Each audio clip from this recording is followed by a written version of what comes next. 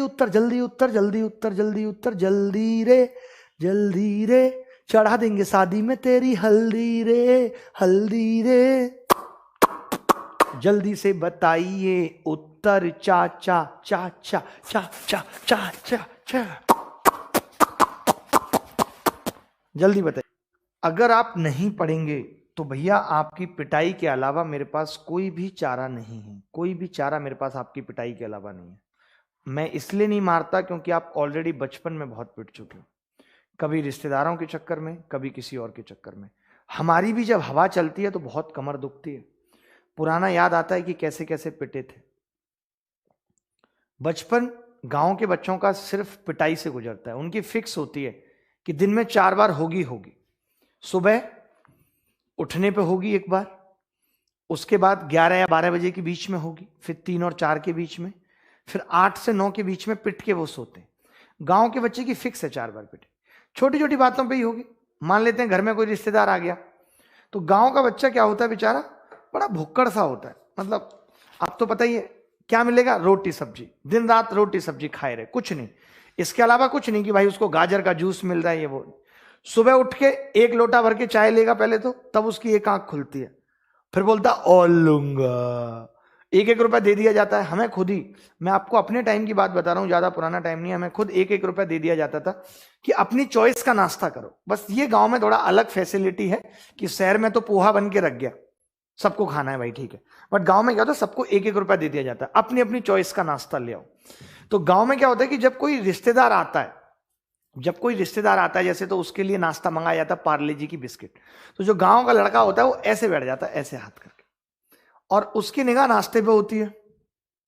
और रिश्तेदार भी चिढ़ाने के लिए भाई साहब बार बार पूछेंगे, बेटा लो लो आप भी लो। अब वो रिश्तेदार की तरफ देखता है, फिर अपनी माँ की तरफ देखता है, माँ ऐसे आंख निकाल देती है। माँ को तो पता है कि यही बिस्किट का पैकेट उठा के रखना है अगले रिश्तेदार के लिए, तो वैसे आंख निकाल देगी, नहीं अंकल मैं नहीं लूंगा, अंकल नहीं, सॉरी अंकल नहीं मैं नहीं लूंगा। मन कर रहा है अंदर से कि भाई मिले बिस्किट, लेकिन नहीं। और रिश्तेदार जानबूझ के चिढ़ा रहे हैं, जबकि उनके घर की भी सेम कहानी है। बच्चे की निगाह होती है कि नाश्ता उठ के अगर किचन में जाएगा, नाश्ता जैसे कई अंकल तो ऐसे होते हैं पूरा खत्म कर जाते हैं, कई छोड़ दिया बीच में, तो किचन में उठ के जाता है, तो लड़का धीरे से सरक लेता है किचन में, ऐसे करके सरक लेगा, कोई देख तो नहीं रहा, और भाई साहब किचन में जाके नाश्ता मार रहा है। गांव के बच्चे की बड़ी दर्दनाक कहानी। कोई उसको वीडियो गेम नहीं है खेलने के लिए कि आपने वीडियो गेम दे दिया और खुड़ क्या गेम खेले गांव में।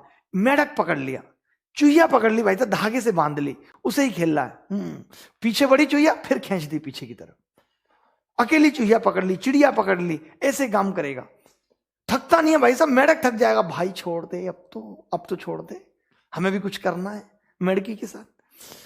तो बहुत अजीब ही लाइफ होती है गांव के बच्चों की। जगाया भी जाता है तो बहुत बेतुके और बदतमीज तरीके से उनको जगाया जाता है। सुबह सुबह भैंस डकराने लगती है उस तरीके से। मुझे बड़ा दर्द लगता है, अपनी उस पुरानी जिंदगी को याद करके मजा भी आता है, और कई बार जब मारें याद आती हैं कि कैसे कैसे पिटे थे, झाड़ू से लेकर के। ऐसा कोई हथियार नहीं होता, माँ के हाथ में चमचा होता तो चमचा फेंक के मार देती।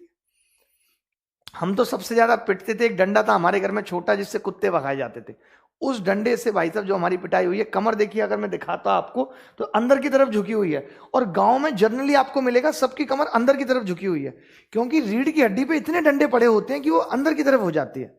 आप पूछ लेना, मेरा गांव रामपुर है और उसमें एक नरेंद्र जी थे, उनकी कमर ऐसे हो गई थी, क्योंकि बचपन में उनकी माँ ने उन्हें फूकना मार दिया था। फूकना समझते हैं, जिससे चूल्हे में हवा फूकी जाती है, हम भी पिटे हैं उससे कई बार, तो हमेशा कमर ऐसे रहेगी। वो सब पिटने का असर है। भगवान न करे आपको ऐसे गांव में कोई जन्म दे। चलिए सवाल पे